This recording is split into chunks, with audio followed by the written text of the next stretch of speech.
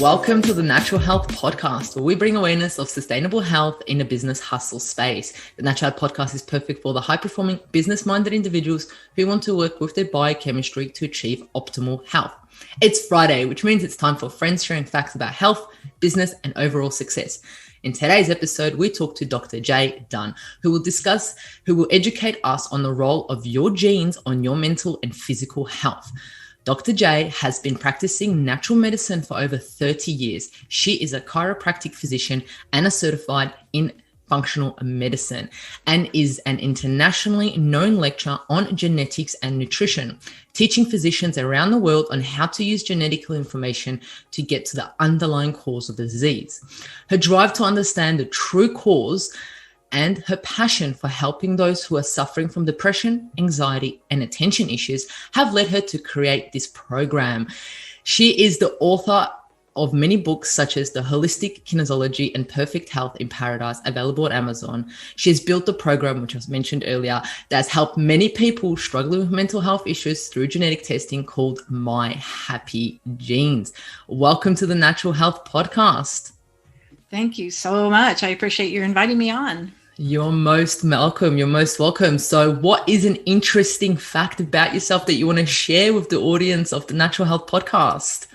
Wow. Put you on the spot right there. On the spot there. I know I can talk about one that you absolutely love dogs. We can talk about that. Yeah, we were just talking before we came on about dogs. I'm just getting ready to adopt a little golden doodle, which I'm so excited about. Yeah, I love dogs. They're just angels in disguise. Yeah, so a dog person, not a cat person. Not really. Not real fond of cats and the smell and the, I don't know, attitude. You know, you're petting them and they're all nice and sweet, and then it's like they're so unpredictable. But, so true. I wonder if you can actually tell by the person, by their genes, if they're a cat or a dog person, huh?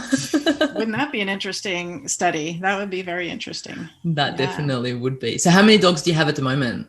Well, I have two, and this will be the third. And the other two are getting older. So, you know, it's I always like to kind of transition them into a newer dog. Not that I want to get rid of them in any way, shape, or form, but you know how it is. It's like I just always have to have a dog, and I don't know. I'm excited about a new addition to our family. That's so beautiful. Have you got a name ready for it? Yeah, Timothy for some reason. Timothy. I don't know why, but random. It is, isn't it? I don't think I've ever heard anyone call the dog Timothy, but great. Yeah. It's not Timmy, it's Timothy. It's very proper. Get it right. So every time you're like, Timothy. Right. You're in trouble, Timothy. I absolutely love that. Love that. Wonderful. Well, what I start off with the podcast to ask all my guests is to get to know them a little bit. So the audience that's listening gets to know Jay, gets to know you for you. So I wanted to ask you, what have been the key turning points in your life to get you where you are now? Because in your bio, we spoke about you having 30 or so years experience in the natural health field. So what have been key turning points to where you are now? Oh, what a really good question. Because it's always about that, isn't it? Of major turning points in our lives that lead us to a certain profession or a certain direction in our lives. But for me, it was actually getting sick. And I think that's true of a lot of people that go into natural healing, is we're looking for some answers for ourselves. And, in my 20s, I had massive migraine headaches and nausea and fatigue. And I just felt terrible. And, went to doctors, and they did blood work and said, there's nothing wrong with you. Here, take a pill to cover up the headaches, some kind of painkiller. And I was like, no, it doesn't seem like the right thing, to just cover up pain instead of figuring out what's going on. And they had no answers for me. And so that was confusing to me, having been raised in the traditional medical model. I was like, well, wait, that's confusing. And then when I started looking for answers, went down the natural healthcare, kind of route. Even then, I didn't get any good answers for a long time, until I found a kinesiologist who, I don't know if you're familiar with kinesiology or muscle testing. Yes. Do you do muscle testing? Are you a muscle tester? No, I don't do that. No, but I know a number of people that do, and it's just absolutely amazing. Yeah, I love it. I fell absolutely head over heels in love with it, because when I finally ended up with a doctor who could do muscle testing, and he told me why I was feeling the way I was feeling and what I could do about it, changing my diet, taking certain supplements, and, of course, getting adjusted as well. It changed my life. I was like, oh my gosh, I feel better. I feel like a whole new human being. And I was like, I gotta learn how to do that. I don't know what that was. That was the weirdest thing I've ever experienced. I've got my arm up in the air and he's pushing on it, but he was able to tell me exactly what to do. And when I did it, it worked. That was the key. It was like, okay, I'm just gonna go with this strange thing and give it a good chance to work. And it did. And from then on, I was just madly in love with muscle testing. So I took every class I could get my hands on kinesiology and started practicing. And I was blown away. This is before I knew anything about the human body. Started doing muscle testing on patients, and they were getting well. They were getting well left and right. And they were coming to me, after they'd failed with a lot of other doctors. And I was like, wow, this is amazing.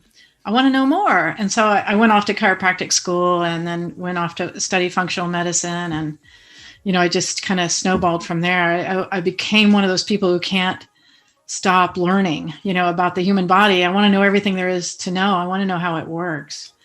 So constantly taking classes and constantly learning and exploring and trying to figure out the human body and how disease happens and how we get sick and why we get sick. It's an amazing journey. As you know, you're on the same kind of path. Yeah. And you just talking about that just gets me excited, like just being like, well, why? Okay, so you have this, but why? And similar to what you were saying, you suffered with migraine headaches as you were younger, and here's the pill, so you don't die. But it's kind of like, but why am I getting these? Why do I have these migraines? Why do I have these headaches? And then fortunately for you, you found these individuals in your life that led you down that path to find out why. Right. Yeah. And that's the key, I think, to natural healing is, in allopathic medicine or traditional, not even traditional medicine, but allopathic medicine. That's their solution is let's cover up the symptoms, as you know. And we as natural healthcare practitioners are going, why? Yeah, but why? And that really led me to the next big turning point in my career, which, after 30 years, I had a really successful practice. People were coming from all over the world to really kind of see me. I had a year waiting list for people to get in. Great results. But I still had this set of people that didn't respond to anything I did. And I'm asking that question, why? What is different about them? I mean, I'm doing all the things that I do normally with other patients, and they usually respond. These people weren't responding. And then I had some health issues still after all those years that I couldn't get on top of. And one of them was depression. It was I had struggled my entire life with depression. And I just thought it was my fault. It's just my attitude. I got to work on my attitude, do affirmations I don't know. I just couldn't figure it out. I tried everything I could to fix it and nothing really seemed to work.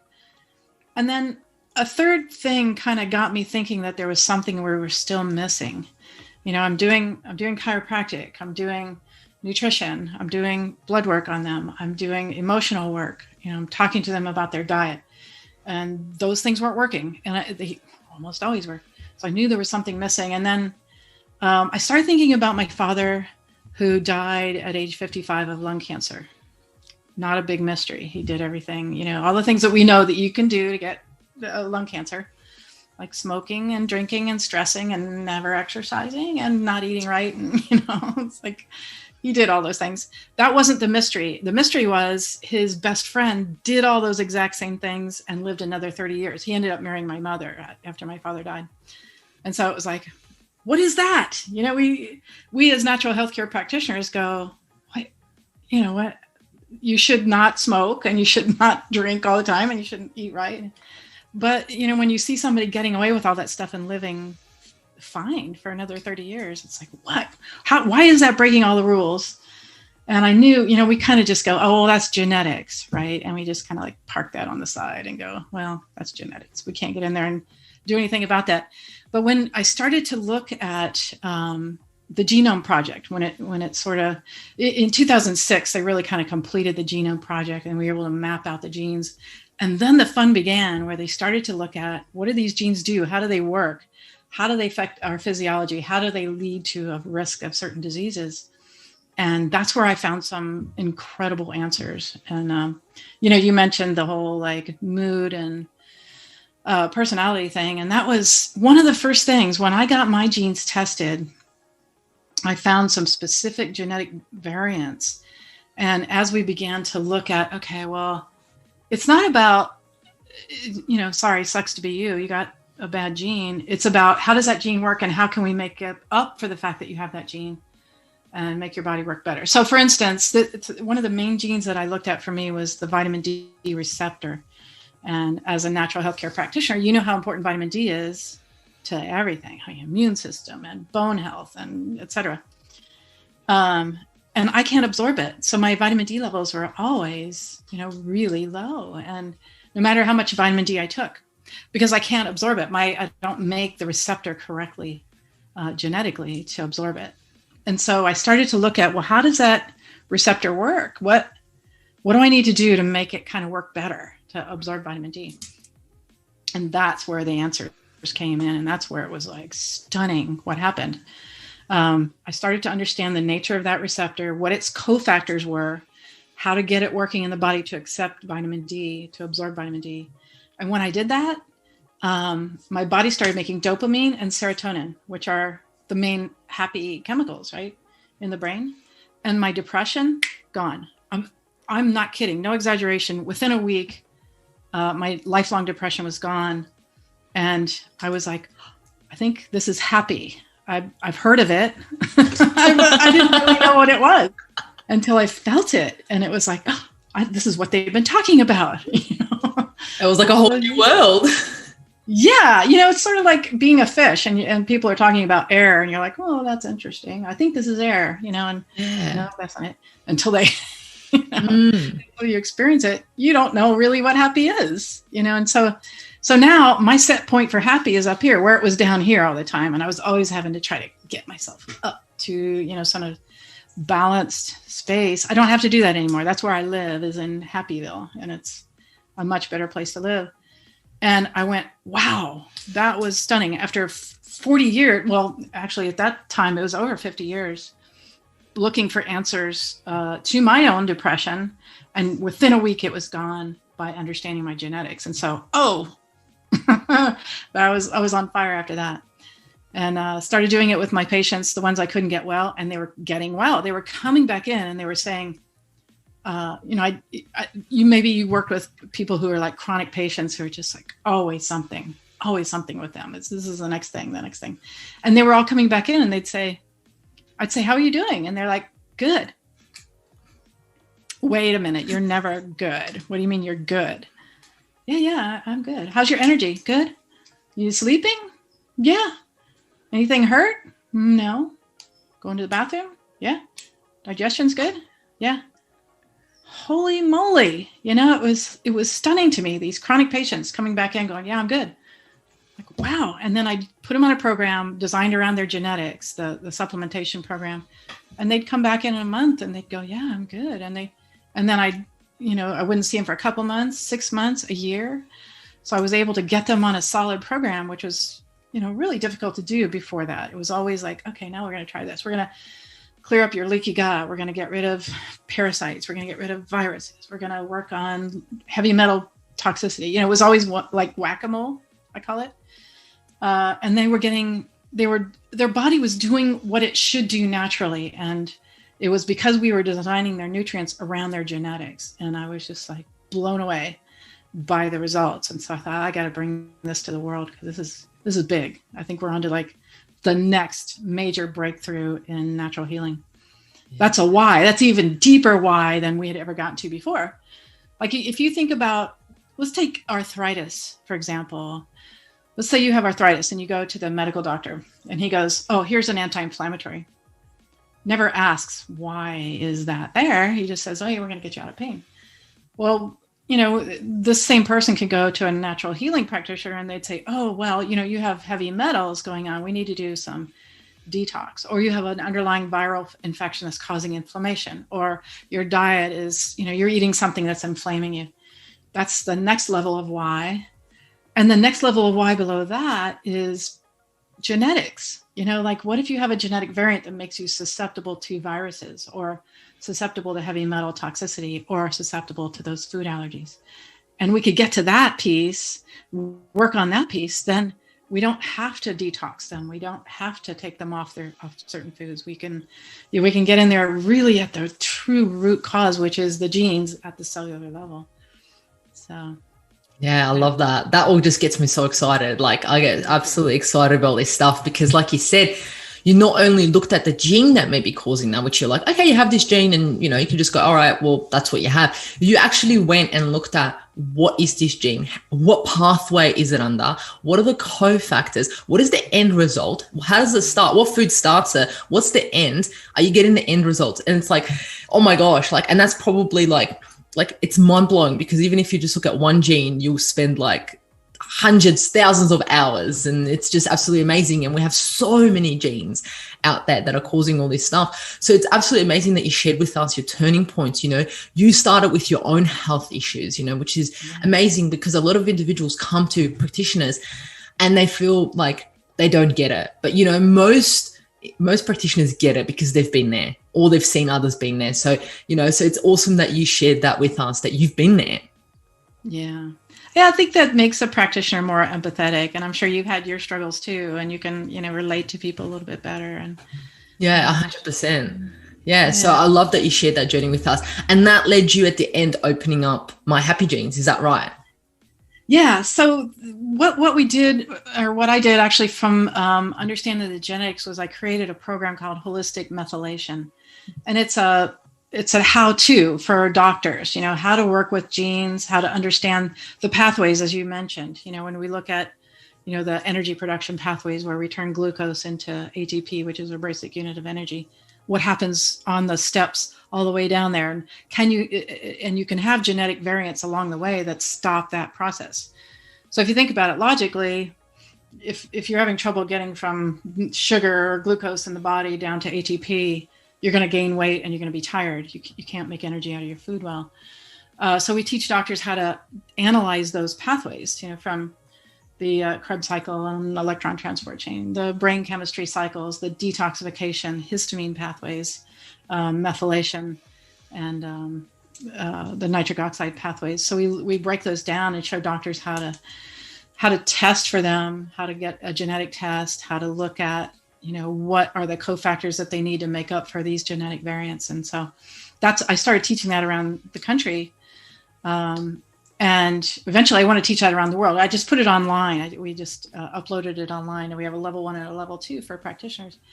And then I started thinking about, that's for practitioners to learn. And then I started thinking about all the people who are struggling out there with mood issues of all kinds. And they're not, some of them are serious, but some of them are just suffering in silence because they don't think there's anything they can do about it.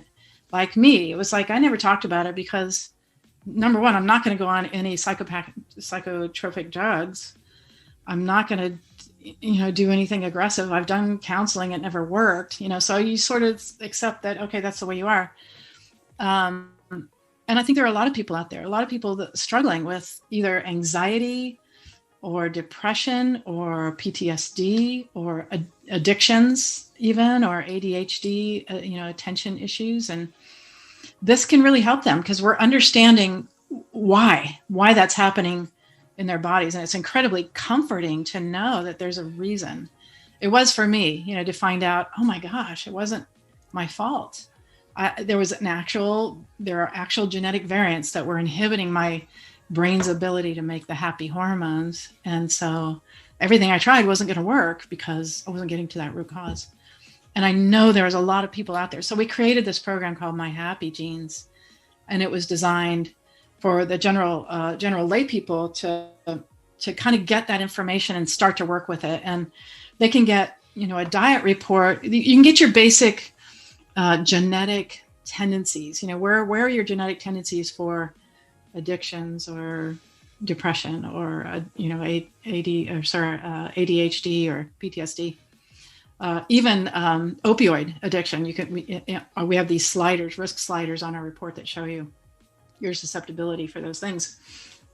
And that's number one, to know that, oh my gosh, it is my genes. Gives you a lot of compassion. And then we have a whole gene table where we, report all the genes, and then you can click on those genes to really dive in deep and understand what those genes do, how they affect your body. And it's a great tutorial on you, understanding you and why you are the way you are, and kind of what your risks are for, we all have genes that are in our ancestors' genes passed down, certain risks, like cardiovascular disease or things like that. And when you pop open those genes, you can look at, oh wow, this gene is associated with Alzheimer's or all kinds of medical conditions too. So it isn't strictly mood.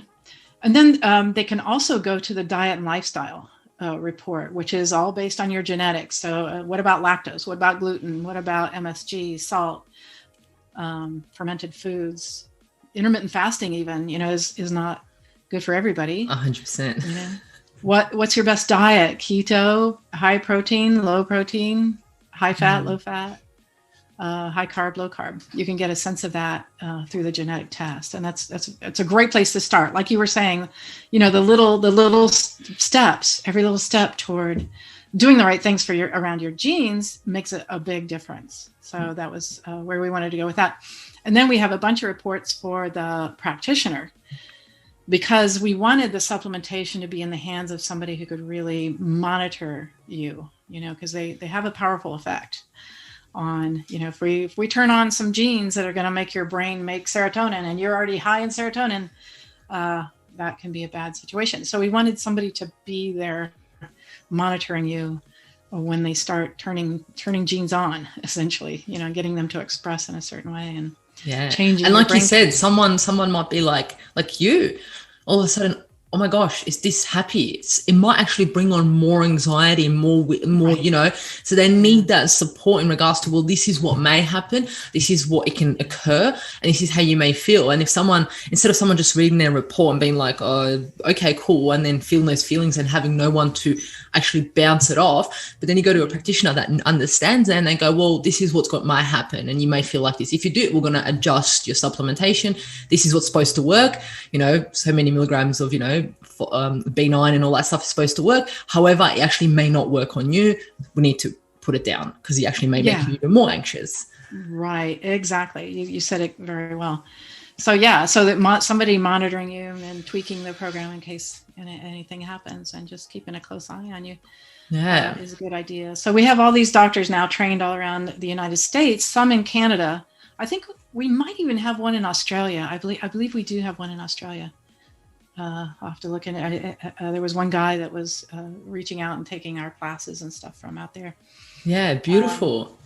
But we're hoping to reach the world now that it's online. Now that my classes are online, anybody anywhere can take them. So even lay people, if they want to learn this, they can do it. And I think I'm pretty passionate about that. And I know it sounds like you are too, empowering people to understand what's going on in their bodies instead of being that person who says, don't do this, don't do that. Like, no, let's do this together. I want to be your coach. Yeah. Like I always say when someone sits down in front of me, I'm like, I know a lot about the human body, but I know nothing about your body.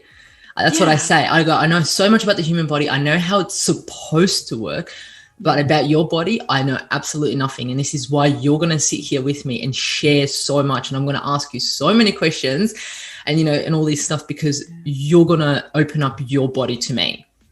Beautiful. I love that. That's a great attitude. Yeah, 100%. And it's so relieving, especially, when you get somebody in who's never been to a natural healthcare practitioner. It's funny because in the medical world, I don't know about Australia, but over here, you have about 28 seconds to tell the doctor what's wrong with you. Where we might have 25. 25 over there. Nice. Where we go, well, tell me more. And they're like, really? You want to know? Like, yeah, I want to know everything. I want to know your sleep habits. I want to know your stress levels. I want to know what's happening in your home life. I want to know, do you poop? All the things. We want to know it all because it all points to us understanding, like you say, understanding them, their body and what's happening there. And so they start to get in touch with their own body. They go, oh, well, now that you mention it, I think I do have that. It's funny how out of touch a lot of people have become because the doctors are saying, look, I understand your body. You just sit back and I'll take care of it. It's like, no, we're over that. We're over it. It's not working. 100%. That model doesn't work, Yeah, 100%. Yeah, well, thanks so much for sharing that information in regards to your key turning points in your life. I mean, there's been so many, and so many people are thankful that has been so many, because at the end of the day, this is the result of it, which is an amazing program, an amazing product that you've put forward, which is absolutely amazing. So, you should be very proud of yourself putting that forward. And, all those times that you're sitting there and you're researching, it's coming it's coming to fruition, which is an amazing thing to see. But, and I guess back in the day, success for you would have been a lot different to what success is now. So what does success look like for Jay now? That's a really good question. You have good questions. That's excellent. Success is the program working. And, it's funny because when I started getting into natural healing, the first time I worked on somebody and I got great results, they said, "Thank you. You gave me my life back." And it's like, yes, that's what I want to hear the rest of my life. And that's my reward. It's really not about money. Money's nice. I don't want to poo-poo it at all. I enjoy money. But to me, the biggest reward is people getting well and feeling better and experiencing their body and understanding their body and experiencing the benefits of natural.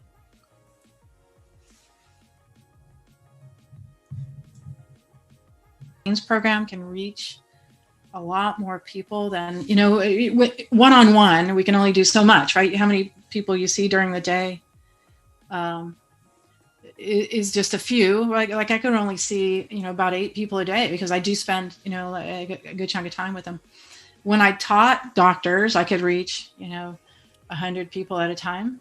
But this program, I was hoping to reach millions. So success to me would be to reach millions of people and help them be happier and healthier and more content. And it's interesting because contentment is an interesting concept. At least in the United States, we're never content. We're always like more, bigger, more money, more cars, more houses, more. You've definitely passed that on to us Aussies here. Really? Yeah. Sorry about that. That's, we look at Europeans and they go, "Yeah, I'm going to take a couple hours off for lunch." And we're like, "Do you know how much stuff we could get done in 2 hours? Gosh, what do you slackers?" But at the end of the day, it's like we're exhausted and we're not happy, no matter how much we get, no matter how much we accumulate, how much we do. It doesn't lead to happiness or contentment.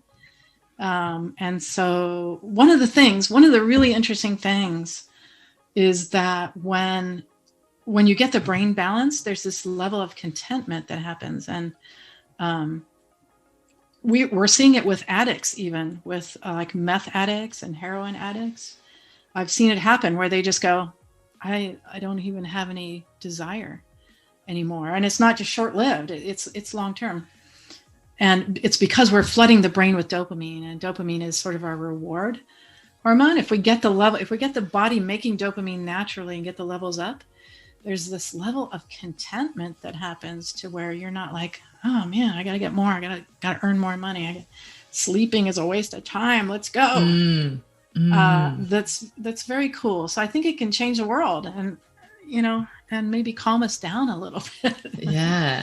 I love that that's your view of success. It's it's selfless. It's very, you're giving. It's very you kind of like, you felt this content, you felt this happiness, and you're like, "Oh my gosh, everybody, look at this. Come have a look at this." You just want to share that with everyone. Right. And so what we tried to do with the My Happy Genes program was recreate what we were getting in the clinic. And so we created this software algorithm that kind of, calculates your genes and looks at your biochemistry. And then you do a symptom questionnaire. So it kind of chunks all that information and then spits out this supplement program, for the practitioner to look at. But the whole goal is, all of that, just this level of happiness. The world could sure use that. Right now, especially. And we're hoping to create a couple of nonprofits, one for homeless, that I have a big heart for homeless people, because they're usually addicted to something, or have mental health issues, or both, often both. And we just throw them away. I mean, we just don't even, we feed them, but that doesn't solve anything. And it's just this, you look at them and you go, wow, that's somebody's son, that's somebody's father, somebody's brother, somebody's family, and they're just sitting on the street, and not a good And it's place. definitely a brain imbalance. Like I know one day I thought I'll do something amazing. I got some gift cards, right? And I went around Melbourne and I went to the homeless, and I didn't just give it to them. I actually sat down and I was like, hey mate, how you going? Look, here's $25, go get yourself a meal or something. But I wanted to find out, like, how you going? How long you been on the streets and things like that. And the recurring thing that kept happening was, I feel better on the streets because I have a community and people understand and I belong. It was so interesting. So then it goes back to us wanting to belong, It's so interesting. And then he was like, he goes, I could go and get some, a house or something. He's like, but I actually have a family here. That was like a few of the people, there's different cases. Like this one guy's house burnt down. He's like, I literally have nowhere to go. My house burnt down and I'm in so much debt. So, and how much brain imbalance that would cause also is so interesting. So I love that you're wanting to do a non-for-profit around that. So, and it's true, we kind of do leave those people on the side and we just walk past and look down at them in a way. Yeah, we don't know what to do. We don't know how to help. And that's hard. I remember being in New York City and I'm stepping over people because they're just everywhere. They're all over the sidewalks. And there was one guy, this is where it just really hit me. He had this sign in front of him. He said, I'm dying of cancer. Please help me get a hotel room where I can die comfortably. And I'm like, are you kidding? This is so sad that that we can't even take care of those people. But so, and the other group are the vets, our vets over here, a lot of them, PTSD, suicide is really common. They're suffering and not a lot of good answers there either. Medication is not helping, and it's creating a lot more problems than it's solving in some cases. In some cases, it saves people's lives. I don't mean to poo-poo medications altogether. There are some times, of course, 100%, absolutely necessary. But for others, it doesn't seem to work. So I would love to help that group too. Kind of get their feet on the ground and get back into life and not have these constant anxieties and losing sleep and wrecking their home life. So that's where we're going. That's the big picture. As soon as we get our balls rolling and get some generating some income there, that's what we want to eventually give back. Yeah, that's absolutely beautiful. I love that. And I love talking to business individuals who actually, are at the stage of their business, at the stage of their career where, they just like, I just want to give back now. Like, even though I believe, we should always give throughout our whole career, but, but there's that, I think it's the hierarchy that we come to, Mellows. Is it Mellows or Mallows hierarchy that we come to and we just want to give at the end? Maslow's, yes. Yeah. And we just want to give at the end. That's the highest thing, is about serving, Yeah. Yeah, I think, and again, that comes from that contentment. It's like, okay, I have everything I need. How do I give the rest, and how do I help other people achieve that? Yeah, that's absolutely beautiful. I like that. Yeah. Well, let's talk about today's topic. I know we've spoken a lot about it already, but I'm so excited about what we're about to find out from you and all the knowledge and experience that you have. So as we know, research has confirmed that our genes are absolutely directly related to our mental health and wellness. So let's talk about genes, DNA. What is it? So the audience knows actually what it is. Okay. Yeah, that's a good idea. Basics. I kind of tend to just, go there. So what happens is you have a code, your genes have a code. They're your blueprint, essentially, for making certain enzymes in the body, certain proteins and tissues, et cetera. And every cell has the same DNA code, the same blueprint. But so if you inherited from your dad, so you get two sets of genes, you get one from your dad, one from your mom. If you've got the wrong code for a certain enzyme, let's take, for instance, lactase. That's the enzyme that breaks down lactose, right? The milk sugar. If you got the wrong code for making lactase, one from mom, but the other code is the normal code, then you're about you're affected a little bit, but not a whole lot. But if both parents gave you the wrong code for making that lactase enzyme, then you're likely going to be lactose intolerant. You're not going to be able to break it down because that enzyme isn't going to be made correctly in your body. That's one that I think people can understand.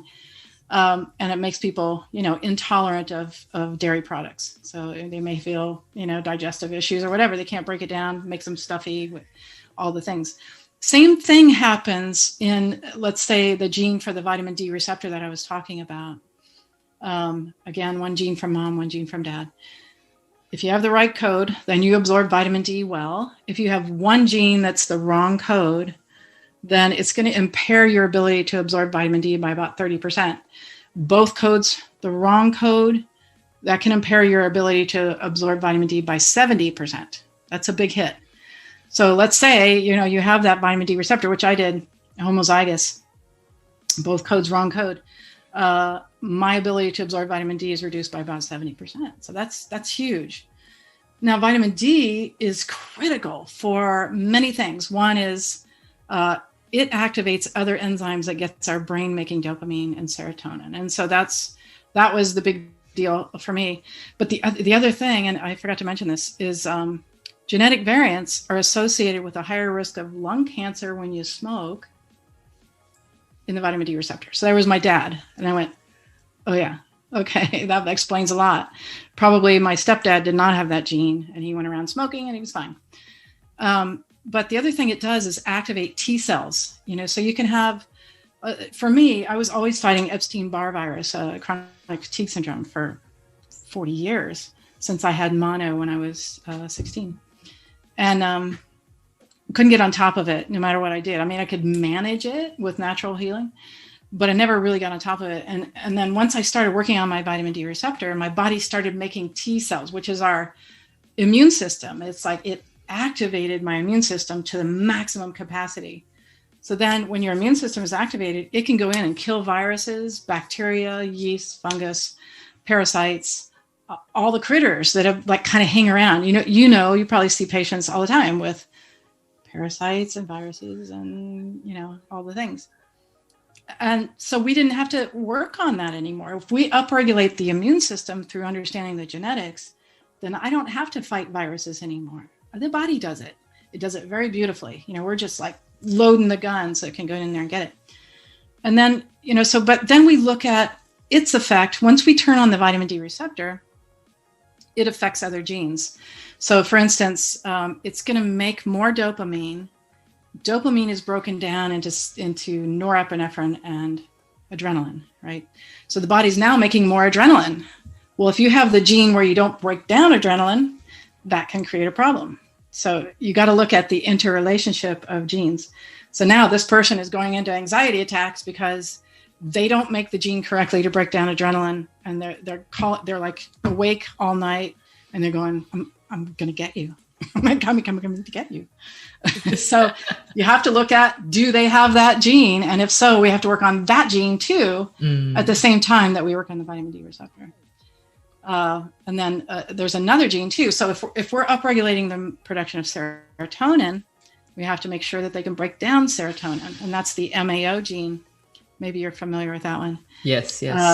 That's the warrior gene. So if they don't make that one correctly, we just send them into irritability, anxiety, and just aggression. They turn into a total grouch monster.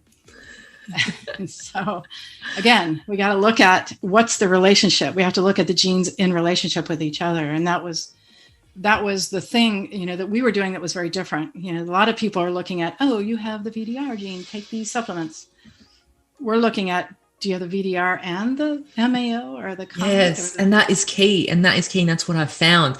You can look at, sorry to interrupt you, I just got excited because you can look at that one gene and then supplement it. But what effects is that going to have on the cycle 100% down the other pathway?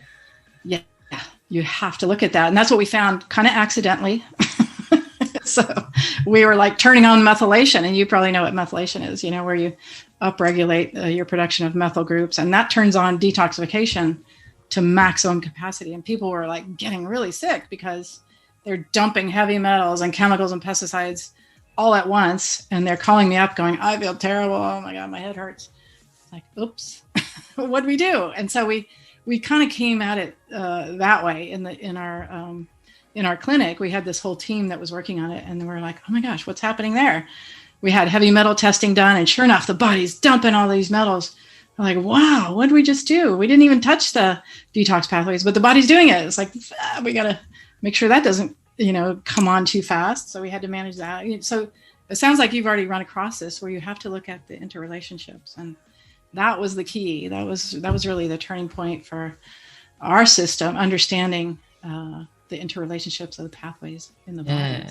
And each person's different, isn't it? And yes. Yeah, it's crazy. So can we change our genes? Does it determine the way we are? Like, is that like if we, got the gene from mom, got the gene from dad, and that's it? Can we change that? Or is that just the way we are? No, you can't change your genes, but you can change the expression of your genes. And Please explain. Yeah. That's the epigenetics, the phenotype can change, not the genotype. So that, your genes are always going to be your genes. Supposedly, I don't know, who knows, maybe they will change, but you can change the way they express, very much so, very powerfully. Even Bruce Lipton talks about this, how our emotions change our expression of our genes, but nutrients do too. So for instance, again, that vitamin D receptor, think of it this way. So here's your receptor, you have genetic variants, it's closed, vitamin D trying to get in there, it can't. If we take certain cofactors, it changes that conformation, it opens it up, D can get in. So now you've changed that way that gene expresses, that enzyme expresses, I should say. And when that happens, it changes the conformation of that enzyme and allows it to work right. So all the enzymes in our body have cofactors or coenzymes, and they're basic stuff. They're vitamins and our minerals and cofactors. And I get this question all the time. Well, then why don't I just take a multivitamin and just like flood the body with everything it needs all at once? It's a disaster because what we talked about, certain nutrients can upregulate a pathway that you don't want upregulated because it's going to be a problem for you genetically. So what we do is we design your program around your genetics. So it may be like, okay, you need a little more vitamin K2 and A and D, but we also have to put it in with magnesium and zinc, but no selenium, and B6, but no B5. It's very individual. So, and very unique to you. So these multivitamin is not going to do it. It's not like, the body's going to get rid of anything extra there, so I can just throw that in. Yeah. That way. Yeah, and I guess the audience that's listening might be like, okay, well, I did go to the chemist and I got myself some B vitamins or some magnesium and I took it and it didn't work, or I took it and it made me anxious, or I took it and I couldn't sleep. Well, this is why. Exactly, because it's your genes. And when we look at, things like turmeric, I think everybody in the natural healing world knows that turmeric is an anti-inflammatory, but it's really bad for certain genetic variants, including the MAO, which sounds like you're familiar with. It'll block the MAO from working correctly and cause serotonin excess in some people and make them really grouchy. Green tea, same thing. It can block your ability to break down adrenaline. So there is no like one size fits all in anything. Yeah. Well, water, I take it back. Yeah. We all need water. 100%, and good quality water. We always talk about the quality of the water, 100%. Yeah. So look, you are the founder of My Happy Genes. Yeah. You've spoken a bit about it, but how is it different to any other gene testing platform? I mean, people would have heard about My DNA, Ancestry, and so forth, but how is it different? That's a really good question too. We were a bit dismayed by the amount of data that we were getting out of Ancestry and 23andMe. They only check for 40,000 or fewer SNPs, and we're checking for 376,000 on our array. That's number one. Number two, they're selling your data. So if you're not aware of it and you just sign those terms of privacy, we make a big point of that. They are selling your data. Like, just know that. That's huge, and you need to understand what that means. Right. Please know what you're doing and where you're getting yourself into. That's a key point. Yes, it's scary. The more we get into genetics, the more that's a little bit scary to put it out there. Who knows what's going to happen? You're going to get denied employment or insurance or whatever down the line. It's just a good idea not to share that. Who knows? I don't mean to be paranoid or, but I think it's a good idea to protect your privacy. 100%. I would agree 100%. So it's glad that. So My Happy Gene doesn't sell your data. We don't. We on our test, it's only tracked by a barcode. So when you register your kit, it has a little number there, and you register that, and it goes to our lab. We have a private lab. They process the data and they send it back with that barcode number. Never your name. Your name is never on it. 30 days later, they destroy your sample. So it's not going to go anywhere. It's dead. Amazing. That information comes back to us, and you can put whatever name you want on it. Again, I put Mickey Mouse on mine, just so, put it on there. So your privacy is protected all the way through, as much as we can do it. Data breach happens, but if you don't have your personal information in there, then it won't happen.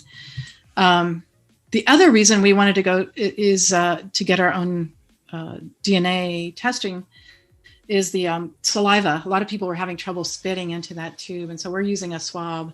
It's easier for kids and it's easier for older adults, and I don't know. Did you ever do 23andMe or Ancestry? No, I haven't done any gene test, but I'm keen to get your one done, and we'll talk about that after. So I'm keen and the main reason why I haven't is due to all of those things that I've been researching, and yeah. Ours costs a little bit more, but our data sample is so much bigger, and so it is a little more expensive. And it's unfortunately it's only available in the United States so far. We're going to be expanding to the world. That's my other big dream. I'd like to get distributors, throughout the world. Maybe somebody in Australia and Canada and Europe as well. But I can hand send you a DNA kit. And we can do it. Awesome. And then we can do a follow-up podcast and we can go into it. Yeah, we can do that. We'll read your report together online. We'll discover all about all about it. Yeah, that sounds amazing. I'm keen. I think I already know. I believe I have a very slow COMT gene, with a number of other ones, but that's just my. I've written down like a list. I've already got it on Word, like what genes I think, and then it'll be really interesting to get it and be like, oh. Yeah, I bet you are, because it's interesting that the comp people, I call them comp people, are very bright and usually, just interested in everything, very smart, a lot of energy, just very fun to be around. They have a hard time though shutting it off. They're always thinking, it's like, oh, I could do this and I could do that. Sleeping is kind of tough for a comp person. But they're my favorite people. They're usually just a lot of fun to be around, but I know they struggle with anxiety. Do you have a lot of anxiety? Yeah, 100%. Yeah, anxiety and just like just being like, okay, I've got this idea, I've got to make this happen. Time's running away, and then just being like, no, but I've got to do this. And sometimes a lot of concentration. You just like, I'm really going to do this, and then you just find that hard. So and I used to give myself a lot of about it, because I'm like, why am I just focusing? And then I learned a lot about genes and stuff like that, and it'll be interesting when I do the test. And then I'm like, oh, maybe it's just that. And then, but it'd be interesting to have a look at.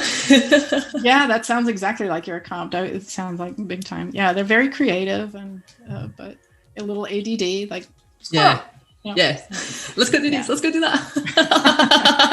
But yeah, I love it. And it's interesting because we also look at some genes that are entrepreneurial, and I imagine you have those too.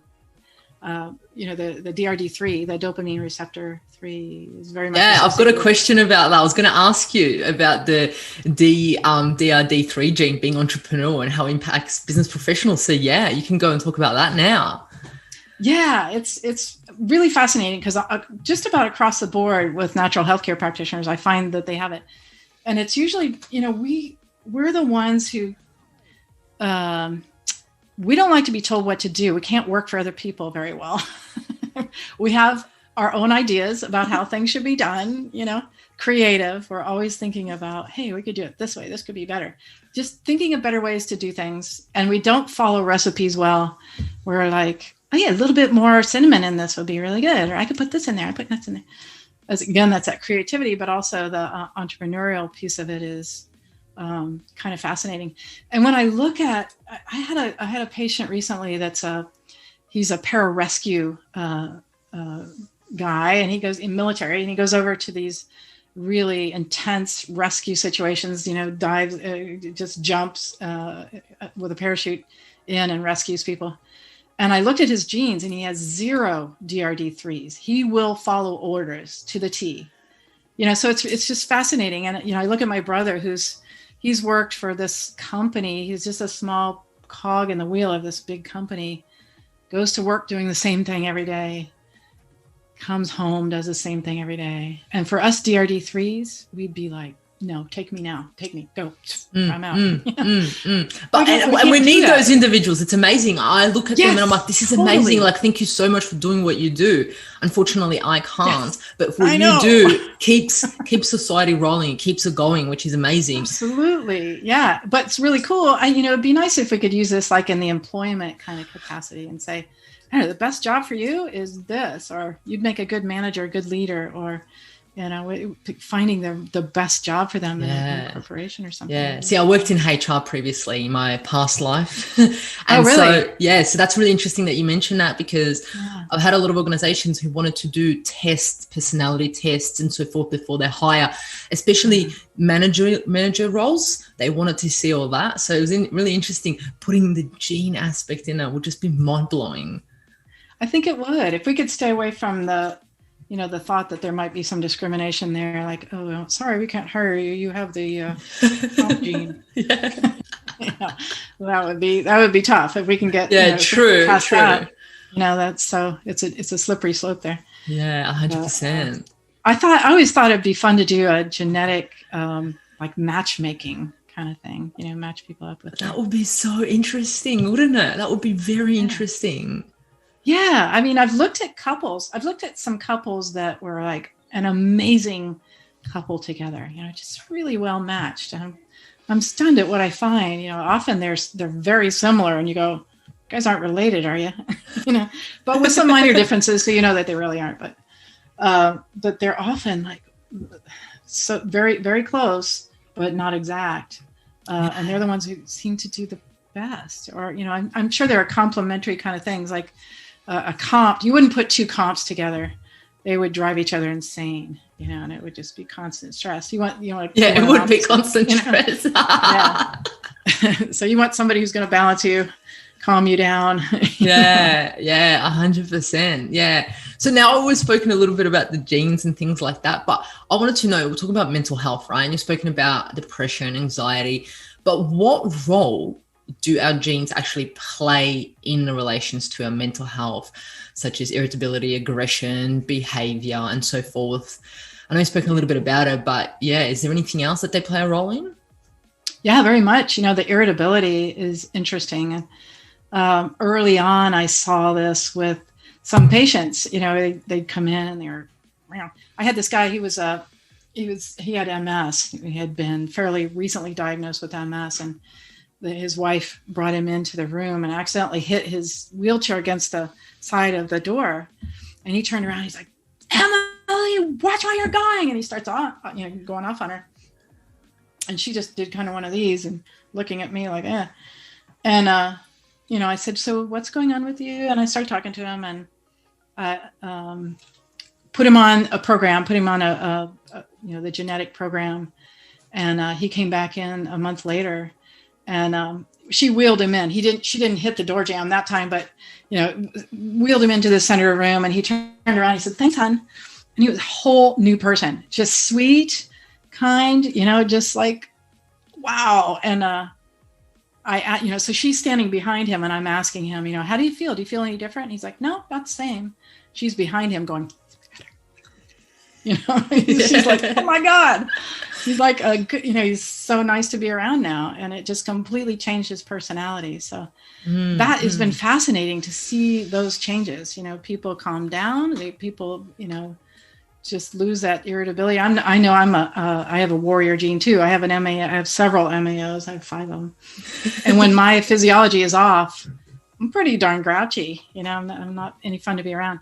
But when we work with that gene and it breaks down those grouchy hormones, man, it just calms your brain down, and you're just like, oh, okay. Why? I don't know why I went off on you. I apologize. I don't know what that was about. And we completely forget why we were mad.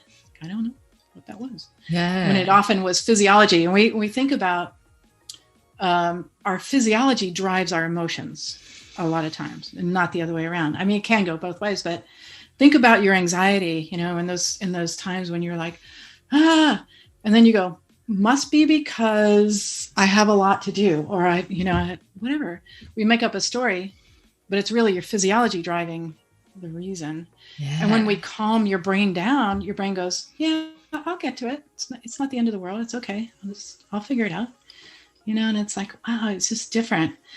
When we do emotional work on people, I know in the past, I would do some emotional balancing on people, and some people were just like an endless well of like this issue. My dad yelled at me when I was 5. My mom, spanked me. We had a car accident. Bam, bam, bam, bam, bam. All these things. We all have all those traumas. But when you get the brain balanced, to get their brain chemistry balanced, it's down to like 2 or 3 major events. You clear those, bam, that patient is like completely different. So it works so much better. And all the things we know how to do work better when we have that baseline of balanced physiology. The brain is balanced. Our detoxification is happening. Our energy production is happening. Histamine is breaking down. Everything is sort of like right where it should be. Then your acupuncture or your chiropractic or your homeopathy or your emotional work all works, so much better, because you have a foundation for working with the other issues. So it's interesting. 100%. I feel that 100%. I definitely can relate to that. So let's talk about some genes now. I'm interested in. So let's talk about some genes for mental health, right? So what gene would impact someone who's impacted by, let's say, anxiety? Because some individuals that are listening to this podcast might be anxious and they're like, you know what, that's just me. I'm anxious and that's it. Yeah. What are some genes that actually affect that certain anxiety? Well, the big one was the one you mentioned, the COMT, and that's the catechol-O-methyltransferase is what that stands for. I'm glad you can pronounce it. And it breaks down your adrenaline. So if you think of, adrenaline is your anxiety hormone, you can't break it down. It's going to stay in your system. And it keeps us in what we call sympathetic dominance, where your body never kind of relaxes. That's a big one. There's another one called the GAD, G-A-D, and it breaks down glutamate. And glutamate is another anxiety causing hormone in the body. If you can't break it down, it actually causes neurological damage. It could kill your neurons in the brain and cause all kinds of neurological problems as well.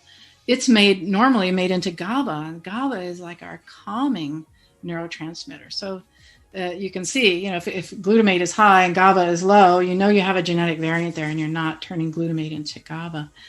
So that's a biggie. The MAO that we talked about, the monoamine oxidase, also causes the serotonin to be too high, which can cause anxiety as well. So it's interesting, if you have a combination of the COMT and an MAO, that's irritation and anxiety, double anxiety, and that can cause OCD, a little obsessive compulsive disorder, which can, because a lot of individuals who have anxiety may have that, and there's different degrees, Like for myself, I think like I had it like what happened was this huge stressor happened to me in my life about 20 something.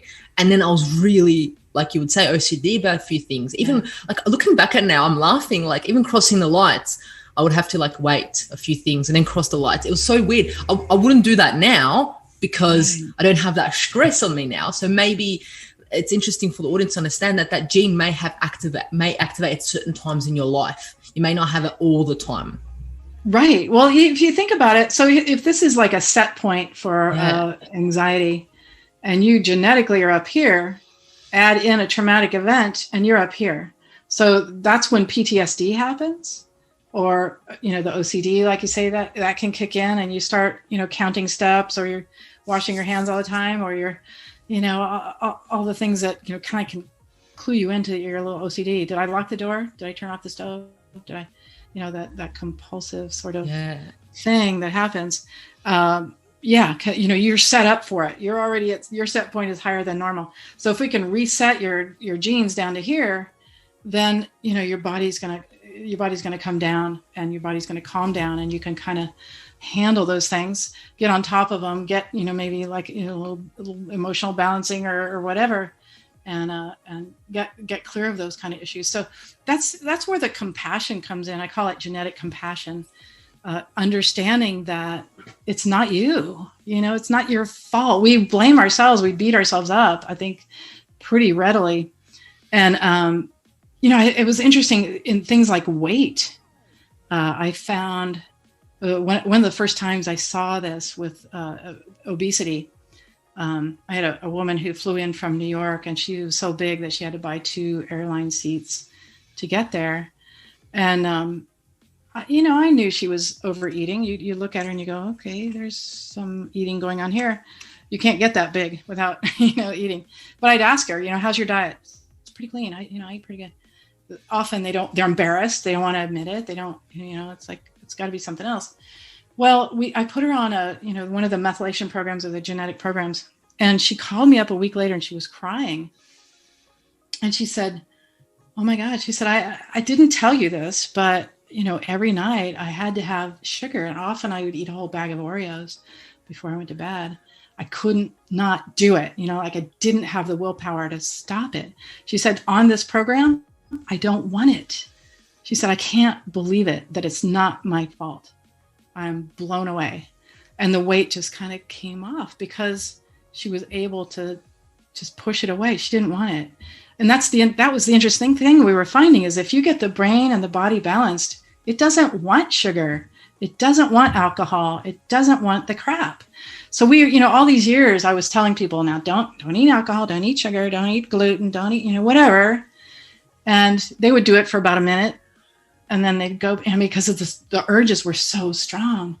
But if we change their physiology, they don't want it. The same thing was happening with drugs, with methamphetamines and heroin and alcohol and other drugs. We found that the body stopped wanting it, once we get it balanced. Same with food. So it was like I started looking at things very differently, with a lot more compassion, and talking to people like, this is not your fault. There is some choices, yeah, but for the most part, your body is craving sugar because you're not turning it into energy, and your brain needs sugar, and it's going to drive you to the 7-Eleven to get that quart of ice cream, because it's starving to death. Your brain will start to starve if you can't turn food into energy, and it'll make you go get that food. And that's such an interesting way of looking at it, isn't it? It's a totally different aspect. It changed everything for me, how I looked at healthcare issues. So now I encourage people, tell me about it. What do you crave? And fess up, because there's no judgment here. This is about something's going on in your body. If you're craving something abnormally, is it salt? Is it sugar? Is it sex? Is it alcohol? What is it? And let's balance your brain and see what happens. And I'm just stunned by what can happen with that. So it gives people a great deal of compassion for themselves, and me compassion for them. And it's huge, because we look at obese people and we go, put down the ice cream, go out for a walk, and they can't. Often, because their body isn't turning food into energy, they don't have any capacity for exercise. There's this exercise intolerance that happens. And you tell them, go out and walk, and they feel terrible. It just wrecks them because there's no fuel in the tank. Yeah. And you hear a lot of people say I don't have the motivation, and that'll probably come from genes also. Right. Yeah. From genetic variants. And also, damage to the mitochondria. That's the other piece of it. The environmental piece that kind of fits into the genetics and can turn genetics on is, that's chemicals and heavy metals, pesticides, the glyphosates. I'm sure they're a big problem over there as well. Radiation, the electromagnetic fields, all of those things can damage your mitochondria and then cause other genes to express. So that's kind of a big deal. That's where the rubber meets the road, as far as, us talking to them about your diet and your lifestyle and your environment. Yeah. And that's a good Clean that point. up as It's well. kind of like when people say, I've never felt the same since I've moved into that house, since I started that job, since I did this, because it's kind of like, okay, something affected those genes. Yeah. And that's, again, where we listen for those clues. It started when, and what were you doing, and where were you, and what was happening. Yeah, 100%. So we've spoken about a few anxiety genes. Would they be the same for depression, or would they be different? So depression, often, very, very often, it'll come from that vitamin D receptor, because that's so critical for making dopamine and serotonin. But it also comes from methylation. So that's like the MTHFR, MTRR, methylene tetrahydrofolate reductase gene, which is how we turn folic acid into the active form. Genetic variants there can very much affect our ability to make serotonin and dopamine as well. So we look at, that sort of pathway, the methylation going into the vitamin D receptor and then making serotonin and dopamine and breaking it down. So, depression, man, we're just seeing it go just so fast. I haven't seen a case where it didn't work. I mean, that's not a study, that's anecdotal, but it's been stunning. It's been stunning. After my, very quickly seeing my brain come alive, sometimes people on the first dose, they go, wow, my brain just came on. That's amazing. And I love that. That's so rewarding to see them light up. Yeah. Their brain is like happy. Yeah. This is another interesting piece of it. Altitude has an effect on our brain chemistry.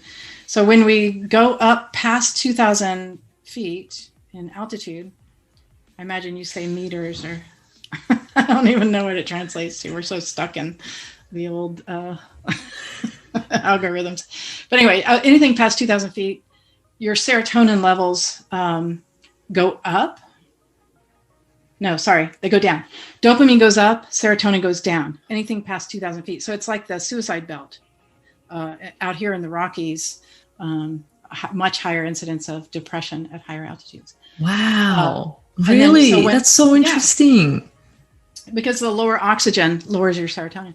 So when you go down to the beach, are you near the beach? Where are you? Yeah, near the water. Oh, nice. So you're at low altitude, so your serotonin levels are going to be higher. So for somebody who has an MAO, it's going to make them worse. If they've got a VDR, it'll make them better. So you can tell. Ask somebody, do you feel better when you're in the mountains? Do you feel better when you're at the beach? Yeah, that's so interesting, isn't it? Yeah. It's very interesting, because thinking about my family actually comes from the mountains. Ancestry-wise, yeah, high up, not near the beach. They're from Herzegovina, Bosnia and Herzegovina, near Croatia. Oh, wow. Amazing. Yeah, in the mountains. Yeah. So farm family. So but interesting, very interesting to, look at that. That's such an interesting aspect. Yeah, it's fascinating. Yeah. So the whole genetic thing is fascinating, how it interacts with our environment, and our environment interacts with our genes, and our diet interacts with our genes. Are you able to just briefly, I know this is probably coming to the end of it, but just run down what serotonin and dopamine is for individuals that are listening, because they're like, oh, you're talking about serotonin and dopamine, but can you just briefly outline what they do and, what they do? Well, yeah, they're brain chemicals, or brain hormones, I should say. And serotonin, everybody knows about serotonin, sort of like that's our happy hormone. But it's also, we look at levels. Too high is not good, because that can make you really irritable and grouchy. Too low is going to make you depressed. So it's, we want serotonin in kind of in the middle range there. Dopamine is more reward hormone. So it's, when you get a good grade, or you get, you win the lottery, or, somebody pats you on the back and says, good job.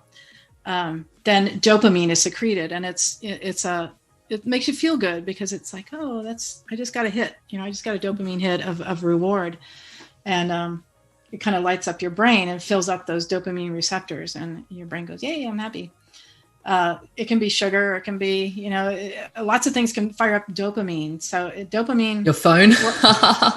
Yeah, right. Exactly. So people are on their cell phone, and bing, they've got a hit, they've got a text or a phone call. Boom. It makes you addicted to that phone, because you're looking for the next dopamine hit. So it's, they have different effects in the brain, different kind kind of mechanisms for mood generation or mood balancing.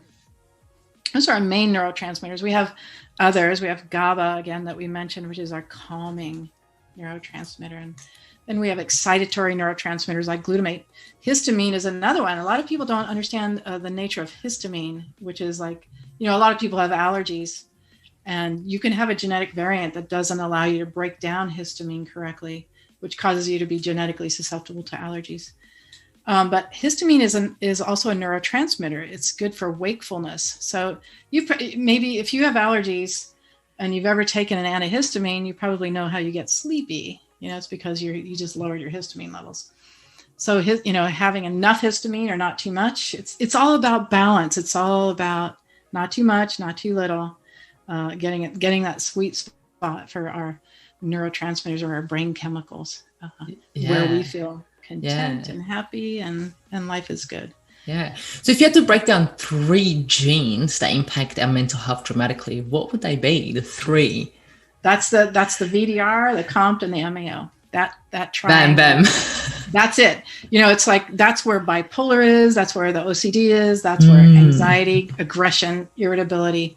It's all right there. The depression, the ADD is all right there. So that's a big piece of it. But we also do look at, there's a lot of peripheral genes, but those are really the hub genes for our brain chemistry. So understanding, do you have a MAO with a COMT or a VDR with a COMT or a VDR with an MAO?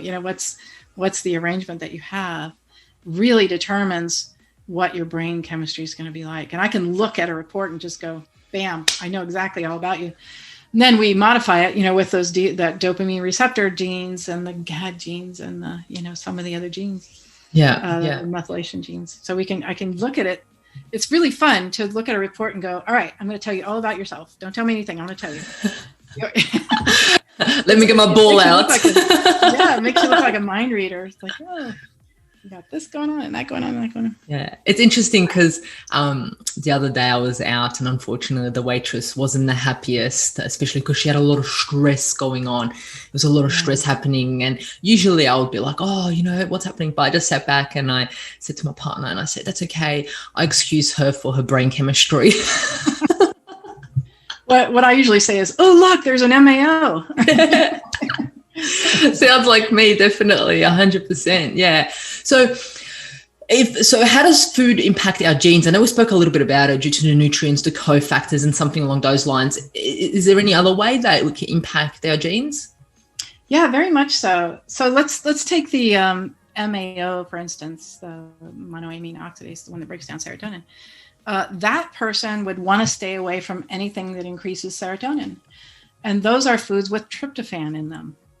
So we look at their genetic report and it'll show, oh yeah, stay away from the obvious turkey. Bananas are high in tryptophan, spinach, chocolate, aged cheeses. So we counsel people on like, okay, you already are back to your serotonin levels are already too high and you're irritable. Don't, try to avoid these foods as much as possible. You don't have to be 100% teetotaler, but this is going to make this worse. So same with like a COMT, we would counsel them on don't do caffeine because that's going to make adrenaline and you're not going to be able to break it down. It's going to make you even more anxious, looking at green tea, looking at things, like that are stimulating in the body. Yeah, you're going to want to avoid that because your body genetically can't break them down. We talked about like the gluten for some people that have those gluten genes need to stay away from that. We're going to increase your resilience by giving you cofactors, but it's never going to be your friend. So we can give you a good sense of like, where's your best diet? Stay away from the bananas and the turkey and the tryptophan foods. Stay low on those. Sulfur foods are another biggie for people who have that sulfur transferase enzyme. They can't break down sulfur. These people are often, sensitive to wine and beer, onions and garlic, broccoli, cabbage, those things that are high in sulfur, coconut. And those are healthy foods, aren't they? I know, right? You think, oh, those are supposed to be healthy. Yeah, not if you can't break down sulfurs. So we counsel them on, you're going to have to stay low on these. The sulfur, do you know much about the sulfur? Not too much. It's a fascinating one. And I find it to be the source of a lot of like digestive issues, emotional issues too. And respiratory, they'll have like, these people have this cough that you can't figure out, like this chronic cough that isn't an infection, and it's not an allergy, it's sulfur, and it causes like a lot of bronchial irritation and gastrointestinal irritation that you can't figure out, so it's, I don't know what's going on here. This is so bizarre. And it's often, that's a sulfur and an itch, like there's no rash there, but they're scratching. They're like, they itch and they're like, it's under the skin. It feels like I can't, every time I itch, it makes it worse. Yeah. Like, bam, that's sulfur. You're not getting sulfur out of your body. So we'll tell them, stop the onions and garlic and all the sulfur foods, and huge change. So definitely there's a lot we can tell you about, where your best diet is. And even often that alone can make a huge difference in somebody's health and life. Yeah. So someone who's got to increase their mental well-being, they want to increase their mental well-being, they've tried literally everything they can think of, they've seen this practitioner, that practitioner, and they get those days where they're just like, you know what, this this is going to be for the rest of my life. Or they're taking pharmaceuticals and they're like, this is what I'm going to take for the rest of my life. They've just kind of accepted their, that's they're going to be. Yeah. How would the genetic test that you do, how would that help them? Yeah, just number one, just understanding, just getting that information about why they are the way they are is the first step. Going, when they click open each of the genes, you can click on it and it opens up a window and it says, this gene breaks down your stress hormones and it's associated with anxiety, insomnia, ADD, You can click on those and it goes right to a study. So there's nothing in here that I didn't back up with a really good study from, like PubMed or National Institute of Health. They're all like really good peer-reviewed studies.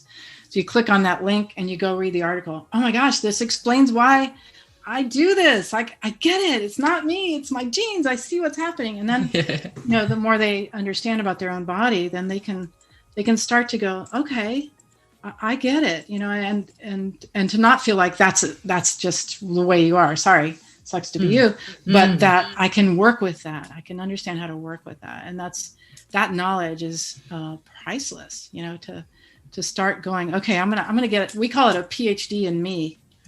I'm going to get a PhD in me, and I'm going to understand why I am that way. Why am I so impulsive? Why am I so irritable? Why am I so anxious? Yeah. And how do I fix that? And that's where we started, was kind of like biohacking. And I think you referred to that when you did the introduction about how do we biohack? How do we make these bodies work better? And I'm on a mission to find out and to biohack as much as possible to keep us healthy. My mom is my best guinea pig. She's 95. Wow. Still going strong, no health issues, great attitude, still lives by herself, And you've definitely done her gene profile. Yeah. And so, we definitely saw some things there, but she still has her martini every night. Who am I to argue with? She's 95 years old. She can have her martini. Makes her happy. I'll make it for you. Yeah. But it's kind of cool to see that, people look at her and they go, you're 95. You look like you're maybe 80. She looks amazing for her age. And I think there's a lot we can do to prevent a lot of the diseases and the aging and the deterioration that can, we think we're doomed to, and we're going to die. I mean, I get that, but I love that. We're all going to die. Well, it turns out maybe, but I think we can delay it. I think we can live more healthily and robustly without medication. She's on no medications except one little blood pressure medication. So I think that's possible, so it's really fun. She's I call her the lab rat. I'm going to get her a little t-shirt. This is lab rat. I love that. I'm experimenting on how long can we keep her going and keep her healthy and keep her happy. Yeah, I do same to my mom. So she listens to this podcast and I'm like, she's got this. I'm like, try this, try that. Is this working? Is this not working? She's like, how come I'm doing this? And I'm like, oh, just go. Just take it. Yeah, just trust me. I love that. My mom's that way too. She's like, okay, whatever. Pops it in her mouth. Yeah. I love that. Absolutely love that. I love that, you're got support from family in regards to what you're doing, and that's absolutely amazing. So coming to the end of the podcast, if you can put down some practical tips to our audience to incorporate to balance their mental well-being to make up for their genes, what could it be without knowing their tests and things like that? What would be some practical tips? That is hard without, looking at your genes. But, I think there's some obvious things like the things I mentioned. If you're grouchy, watch those tryptophan foods. I mean, for gosh sakes, don't do 5-hydroxytryptophan, 5-HTP or tryptophan supplements. Watch those. And then, for people with anxiety, the pretty obvious is caffeine. It's really going to keep you from breaking down your stress hormones, your adrenaline and all that. Avoid stress. How do you like that one? I love it. Never thought of that, did you? You didn't think of that? No. Never given that as advice ever. I think that's definitely something to think about. But it's funny. Eat right. You hear doctors saying, eat right and avoid stress. It's like, okay, I'll do that. Great. What does that mean? What are the guidelines about it? But I think it's so powerful to get your genes tested. And, the cool thing is if you already have Ancestry and 23andMe, you can actually run our reports and get some decent information from those. So if you've already paid for those and already shared your genetics with the world, then you can actually buy our reports. And if you go to myhappygenes.com, you can buy them. It's $49 for the mood and personality report, and $79 for both the diet and the mood report. And there's so much information in there. So that's a really good place to start. If you're just tiptoeing into your understanding your genetics and just tear it apart. When I first started learning the genes, I was like, what's that gene do? I just like Google it and oh my gosh, look at that. Look at all the things it does. Oh, that's, so there's a lot to study. I think it's fascinating, but I'm kind of a nerd that way. But I think people really enjoy it. They really enjoy understanding their own genes and how they work. So that's the first step, is get in there and start digging around in your genetics. I think start your PhD me. Yeah. Start it today. Get to know you. Yeah. I love that. So in regards to practical tips, I mean, the whole podcast is filled with practical tips. You've given us so much information, so much knowledge, so many, little hacks in there, what to do, what not to do, and so forth. So really appreciate that. But to finish off, I ask all my guests, as this is the Natural Health Podcast, what is your best kept natural health hack? What's a little health hack Jay wants to share? Wow. It's an open-ended question. I think, really for me, and it's not that long that I've been actually doing this, is focusing on taking care of myself. It's, as women especially, we're always taking care of everybody else. Getting enough sleep, getting at least a little exercise, not having to push yourself to the absolute exhaustion limits, but just all the little things that, you can stop during the day and check in. How am I doing? Am I exhausted? Do I need to rest? Do I need to eat? And listening to your body, I guess that would be my biggest tip. And that's where, a lot of people don't listen to their bodies. They eat a food and they don't realize that they feel terrible or they feel good. So I think checking in, listening, and some self-care would be, I think, one of the biggest things that we can do. Yeah, I love that. I absolutely love that.